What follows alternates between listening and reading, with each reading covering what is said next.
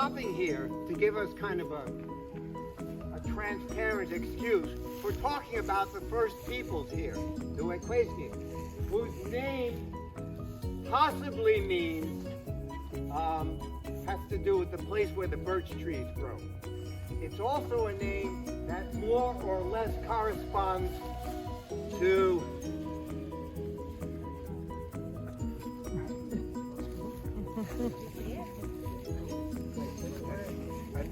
that corresponds to everybody's done.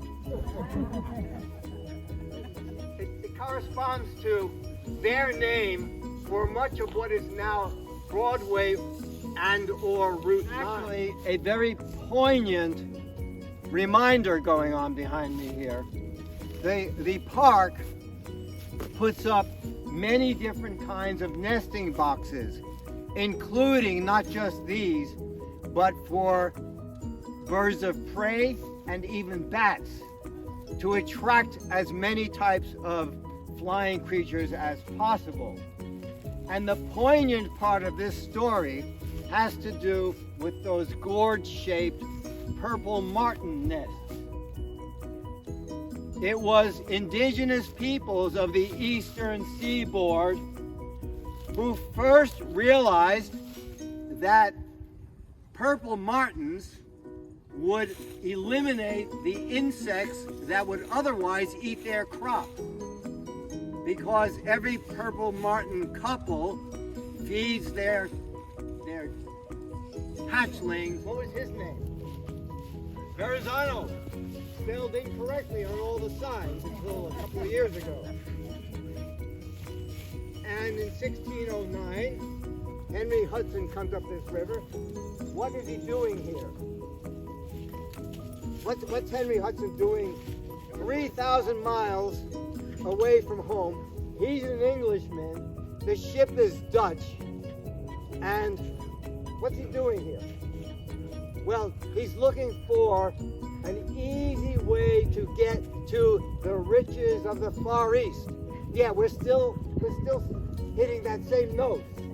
Okay? More than a century after Columbus, we're still, it's a weeping beach. Yes. Olmsted himself, in collaboration with William Rockefeller, planted these trees. So when Rockefeller and his wife would have come up this winding pathway, notice you go uphill to the Rockefellers. They don't come down to you, you go up the hill to them. And this would have been your first glimpse of what was this magnificent 204-room private residence built under the direction of and with the close collaboration with William Rockefeller and his wife Abilene.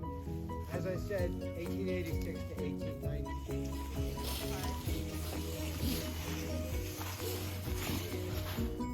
What's left of where they made the maple syrup, and these guys are your maple syrup.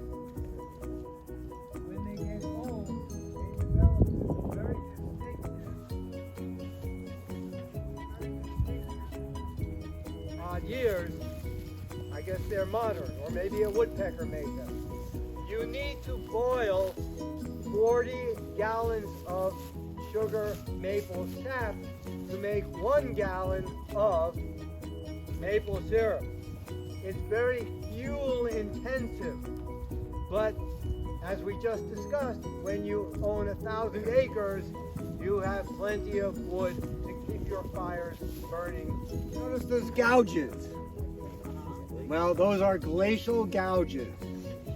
When that glacier came down north to south, remember, it's a mile thick here, and they pick up trillions of tons of debris, sand, silt, boulders, cobbles, huge boulders, and they drag it all along, and they will scour the landscape and Here is the evidence right here. It is trending almost exactly. The atmosphere is even more relaxed now. That's your formal dinner. In the mid-20th century, that stuff just kind of went out the window in the United States. We don't really do that anymore unless you're the Rockefellers or something like that. Just to give you some idea of the opulence of this place, just some idea. That drawing room was 38 feet long, 32 feet wide, and 13.5-foot ceiling. And it had rosewood paneling, and it didn't have wallpaper. It had silk tapestries, imported not from China, even better, imported from Paris.